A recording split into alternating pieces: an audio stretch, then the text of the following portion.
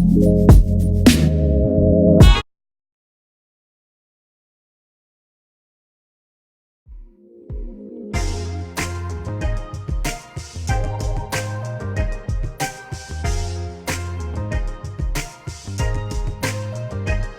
how are you doing? My name is Stacy Jenkins, and I am the developer and creator of Epic Urban TV and also Pop of Genius Films. And you can actually like and subscribe our channel now of Epic Urban TV. And you can also switch over and just search Pop of Genius Films. So I created Epic Urban TV because I thought it was very important to have an outlet that inspires not only our current generation, but it will inspire generations to come. The things that we post on, especially our Facebook page, it's all about positivity within the urban community. It's about economic wealth, economic empowerment, mental empowerment, being healthy, communication, family, all of those good things that encompass who we are as a people. And so the reason why I picked the word urban and didn't choose to say epic black TV or anything like that is because our community now is it's so expansive, and it includes so many different races and ethnicities. So we have Black people, then we have Afro-Latino people, and then we have other indigenous groups that are related to different ethnic backgrounds, and they identify a lot with practicing different cultures, and somehow it all gets wrapped into one. Because if we are living in a heavily populated city, or even if we live in a small town, a lot of times we as minorities share some of the same experiences when it comes to discrimination.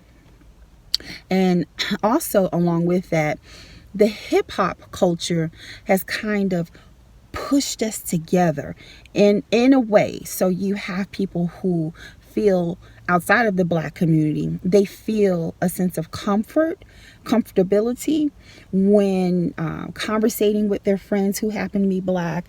They're going over each other's homes now, marrying within each other's families.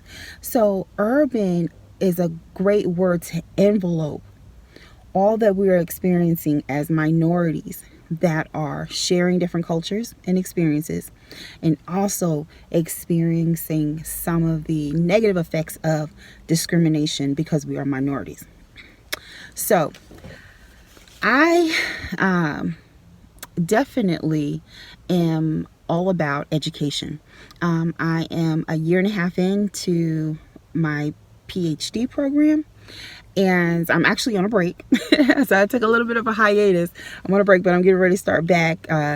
Year and a half into the program, and I started off with education first, but then I decided to change back over into what my undergrad was, and also within my first graduate degree, which is in business and in leadership, organization leadership, because I work a lot in the community. So I want to educate, but I also want to be organized and educated. So I changed back over.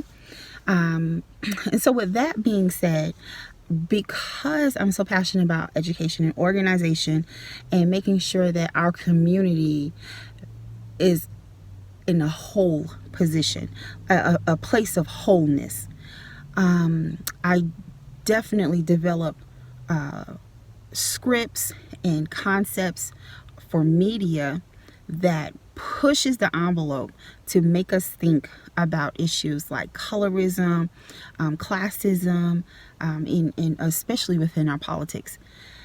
And so that brings me to this with the whole colorism issue. So I went ahead and jotted down things, so you'll see me checking back in with my notes.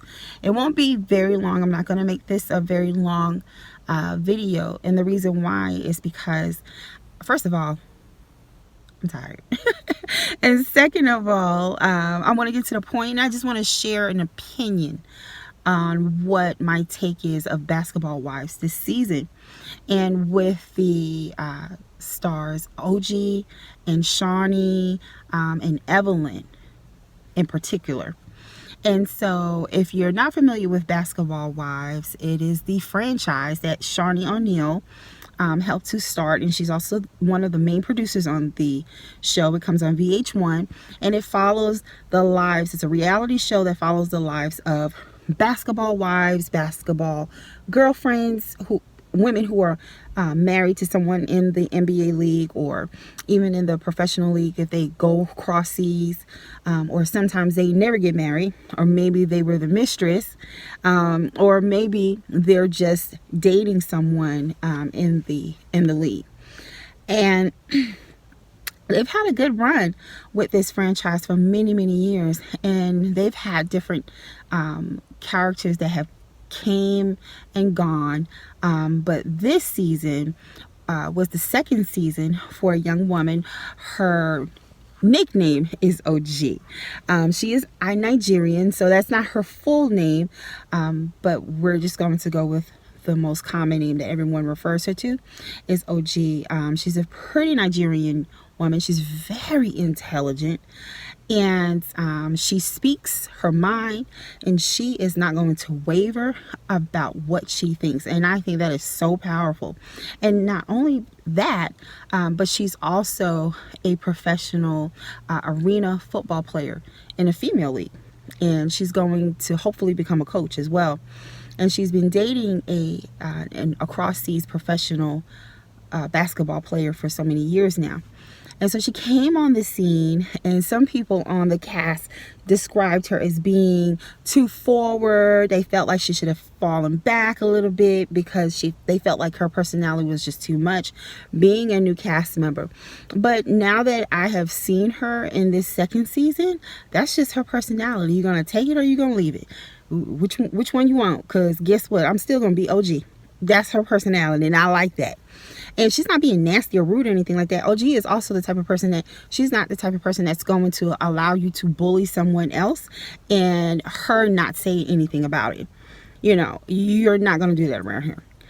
And with the Basketball Wives, there is this type of Mean Girls club that has developed throughout the years.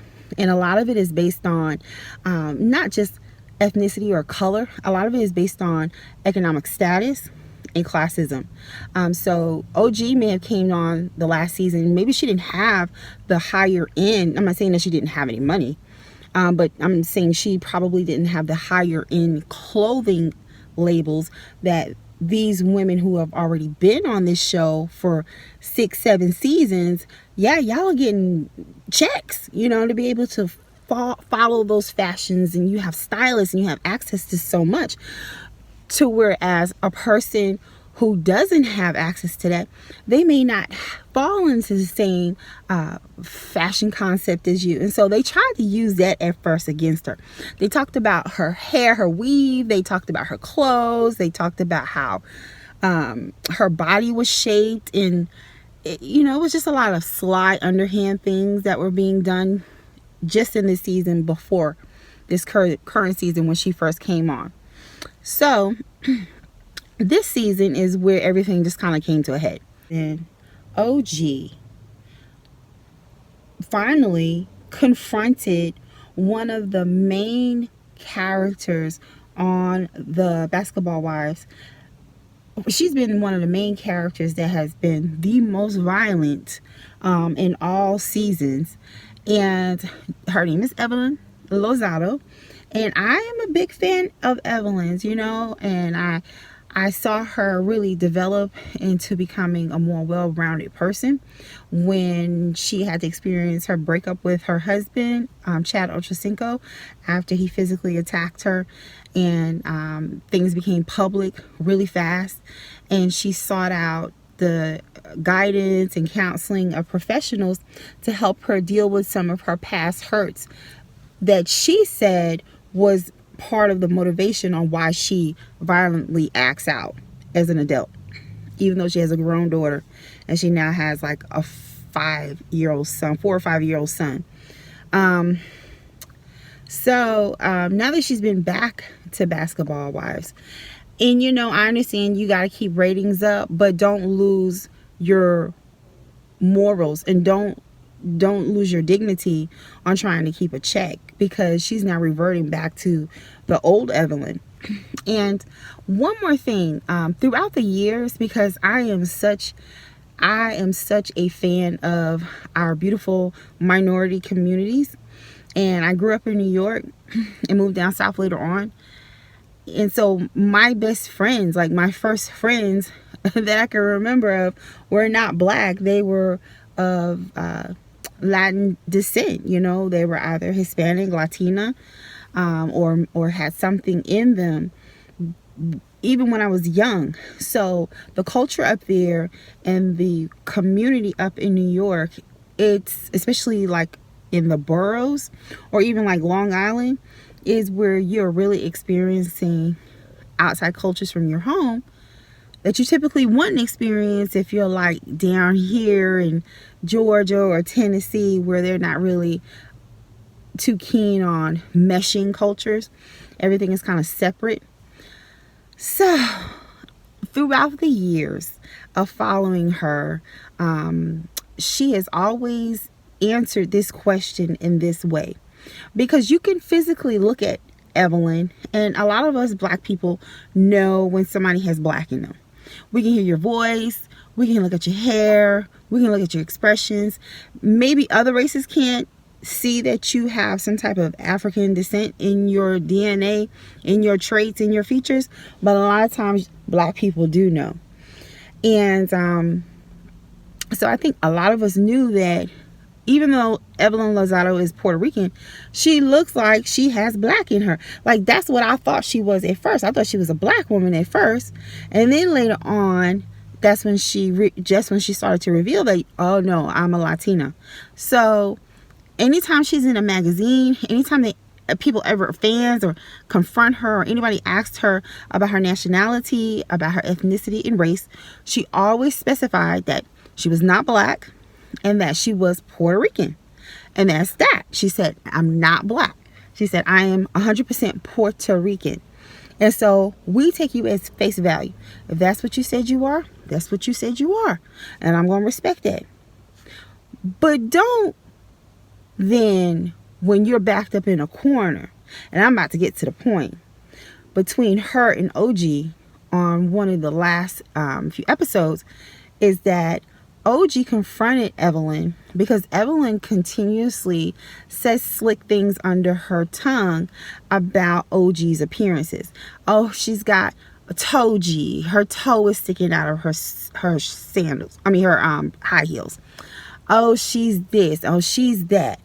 Did you see her hair?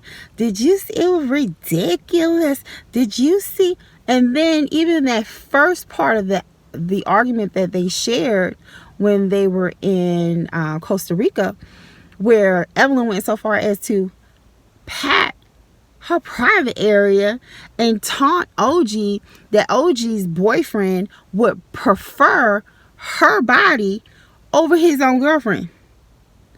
I got good credit. I got a family. I got kids. I got good such and such and such. And your man will be all up in it. How do you know that? Because I love Evelyn, don't get me wrong. But, sweetheart, you have not been able to maintain a ring on your finger. Okay? So, obviously, behind closed doors, there are some issues there. And that's the reason why you've never had a real husband to yourself. And that whole situation with Chad Ochocinco, I think that was a push just for y'all to have your own reality show. Because you knew that this guy was not really ready to get married. But because it came with a cash flow, and it came with the possibility they had already inked a contract that they would have their own reality show right before they got married, that's the reason why you pushed to marry Chad Ochocinco. Because somewhere along the way, he showed you a characteristic that he was some type of person that would be impulsive and possibly physically could hurt you. But because you are so headstrong and so wanting to stay in the limelight and make sure that you keep that lifestyle, you sold your soul. And you also put your own child in danger, because that could have went to the left. It could have happened at the house when her daughter was there. You just never know.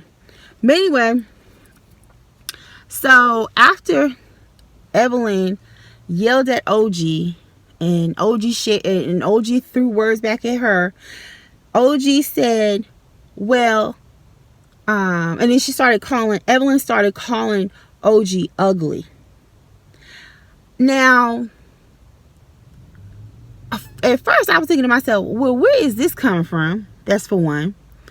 And then secondly, you keep saying it like ugly. That is bullying of its worst kind, because you know better. You're a mother 2 times over. So you know what you was doing was digging, and you was trying to get someone to hurt. So when Evelyn took it there, OG took it a whole nother level. She said, well, if I'm so ugly, then why did your ex-man want to get with me? Oh, they threw her for a loop. Oh, you lying. Well, if she was lying so much, why did you have to go do your research and try to pull up old Twitter messages and accounts that show there was a communication between OG and your ex-man, Chad Ochocinco? But see, he didn't give you all the information, and you didn't collect all the data. Because see, she still had some receipts stuck away in the secret file that you had no idea about. So the next day, Evelyn comes back again on 10 saying, oh, I've got these receipts, and let me show you on such and such date. You look like you talking to yourself. He said this to you. Ha ha ha. OG kept interfering. She said, intercepting. She said, those are fake. She said, let me go get the text. You can't erase my text. So she goes to the car. And again, this goes back to the day before when Evelyn kept taunting OG, saying she's ugly, right? So this is an extension of who she is as a person. Evelyn wanted to make sure that she made OG feel like you're a non-factor, you're not attractive, and these are the receipts to prove it. Oh, until OG turned around and went to that car door. When she opened up that car door and she took out her phone, she was just, hold on, yeah, Chad, that's my boy, I've been knowing him since, she said, Evelyn was like, yeah, these receipts are 2014. She was like, no, baby. She said, my texts go all the way back to 2011, which is a year before they shared their nuptials. So Evelyn looked like a deer caught in headlights when OG said, no, it goes all the way to 2011. Yeah, 2011. So she pulled it up, and she proved the conversation started with Chad Ochocinco. And when OG kept reading those messages, see, it automatically clicked in Evelyn's head. Yeah, that sounds like my guy. And so that's why she had to say, well, I don't know, and and this, that, and the other. And then when she goes into confessionals, she has an audacity to say that she was a groupie because Chad was engaged to her. Now, isn't that's the pot calling the kettle black, right? Because he wasn't married. He might have been engaged to you, but he had never shared vows with you. You, on the other hand, admittedly came to Tammy in the earlier seasons and told Tammy, who's the other basketball wives that's no longer a part of the franchise, you told her that you slept with her husband while they were married, and then had the audacity to tell her in her face that you're a non-factor. I ain't gonna say what else she said along with that, but that's the gist of it. I cannot. So I had to turn the light on because I'm in my car right now and it got a little dark. I'm about to wrap this up. So when she took out her phone and she proved that it was Chad who had talked to her first, Evelyn felt this small.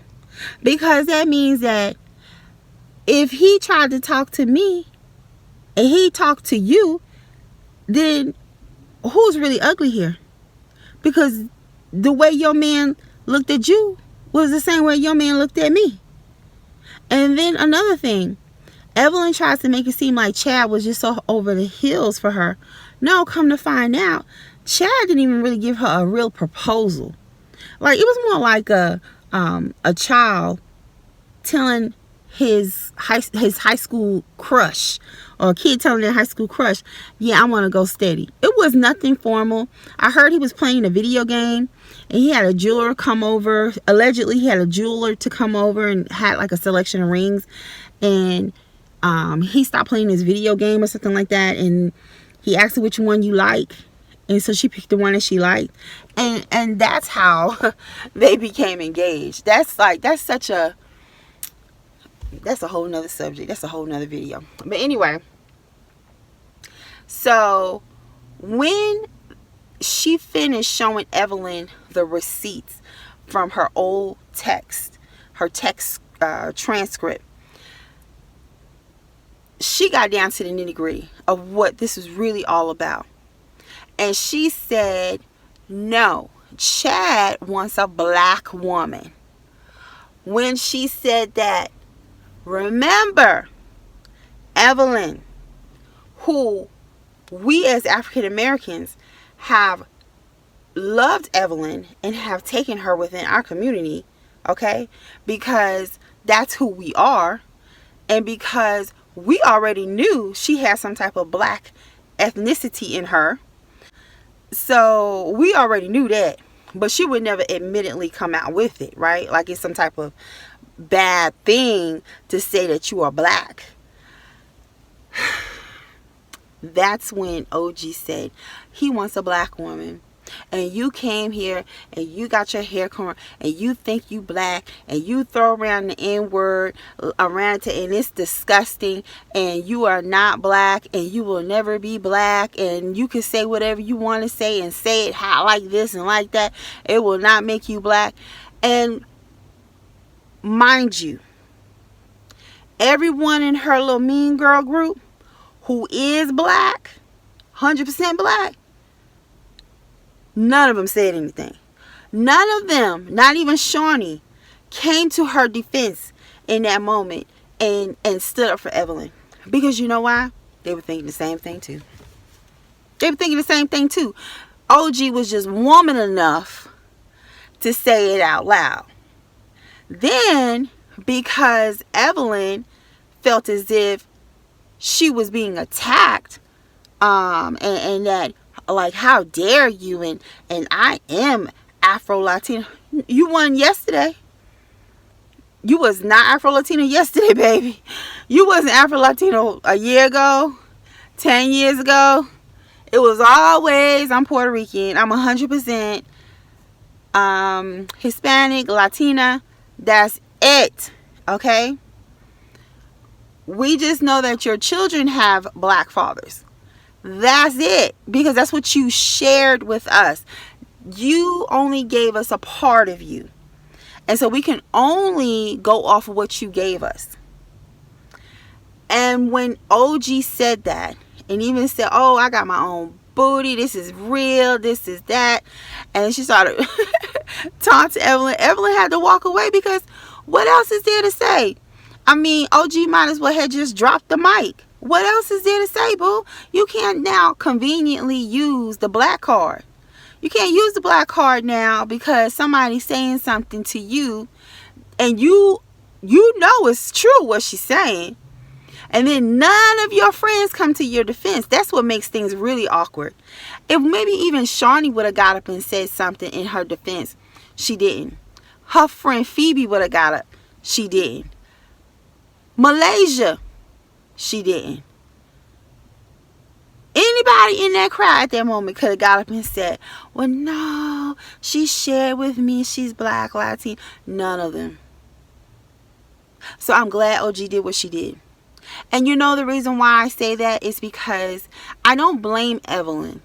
And like I said before, a lot of our Latino community and Latin community, Hispanic community, we share so many common parts of our cultures and our backgrounds, because so many are part African descent.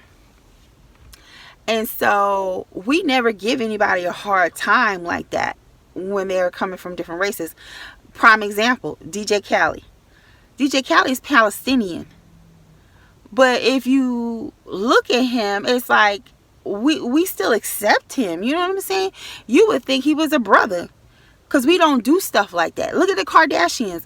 Look how you see what I'm saying? Because black people, we were raised, and our hearts and our culture is that we embrace others, even when others don't embrace us. And sometimes that's to a fault. But this season, with OG calling things out, it really helps to give voice to some of the older cast members that didn't stay long on the Basketball Wives franchise because maybe they were of a certain complexion, or maybe they didn't have as much money. It was a classism issue. It was a interracial issue. You know, they typically tend to kind of group with each other. And, you know,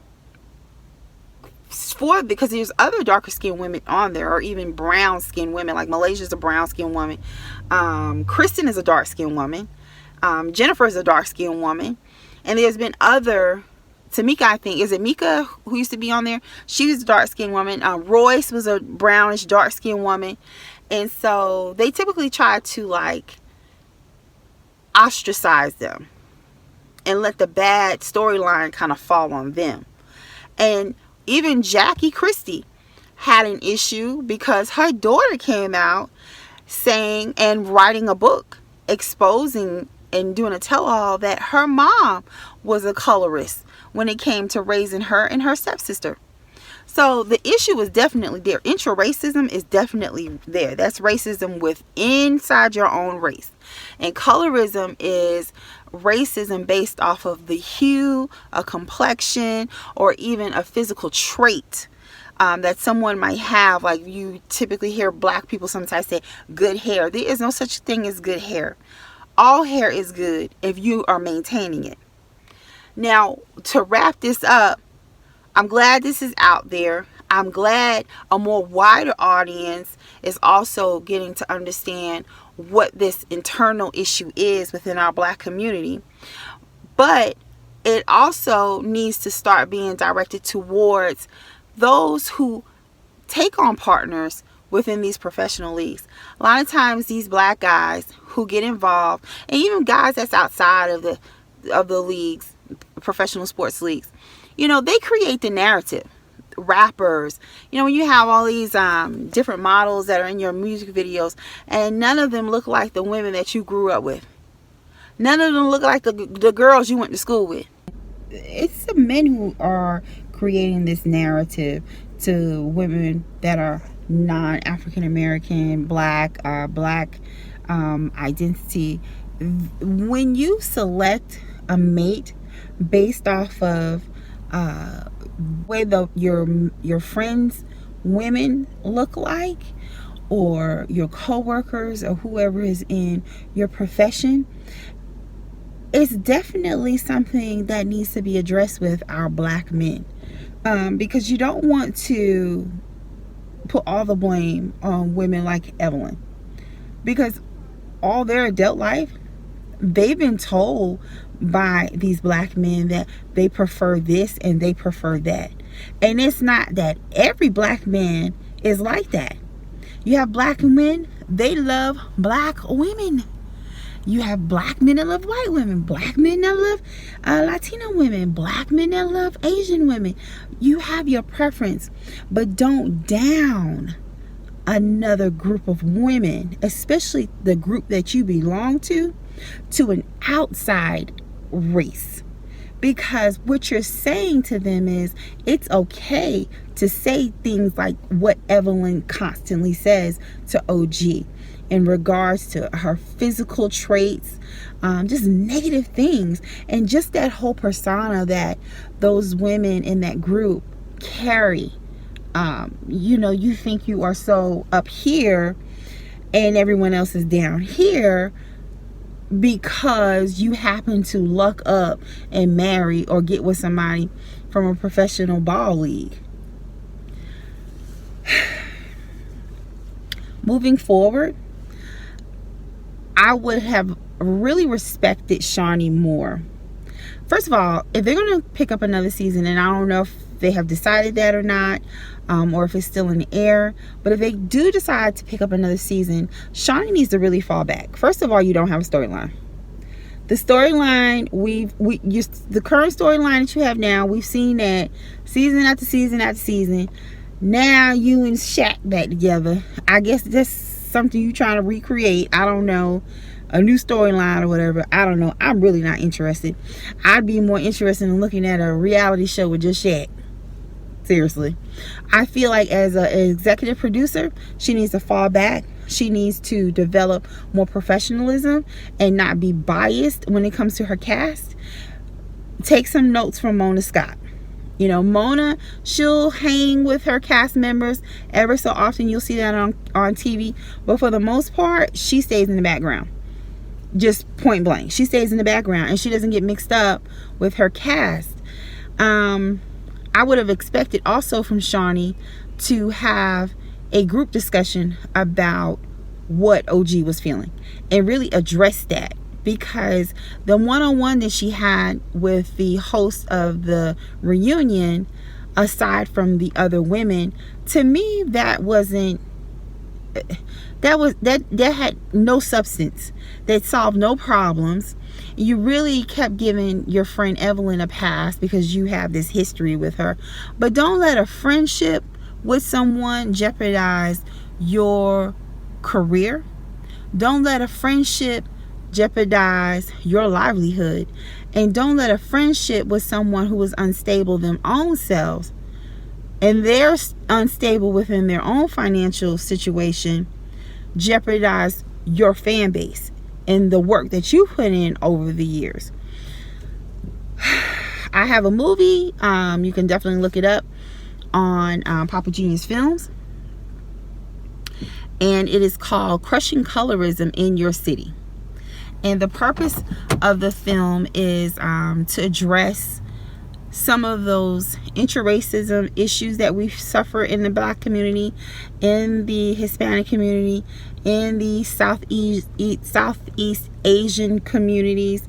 And that is colonialism that developed into some of these sub-isms, which is colorism. And, we are not the only ones that suffer from this within the African American community. There's also issues within the Hispanic community as far as complexion. It crosses over to Africa. There's a lot of nations over there where they're having to ban lightening products because it's so dangerous when they apply topically to their skin. The Caribbeans, you have issues in India, and they're trying to change the narrative with that. So we're not the only ones suffering from that, but we must do what OG did, and we must put it out there, put it on the table. Don't sugarcoat it, even though it's uncomfortable. Address it, learn from it, improve from it, and move forward. Thank you so much for your time, for listening. Again, please like and subscribe our channel and follow us on Facebook and Instagram, and don't forget Papa Genius Films as well. But this is Epic Urban TV, and it was great talking to you guys.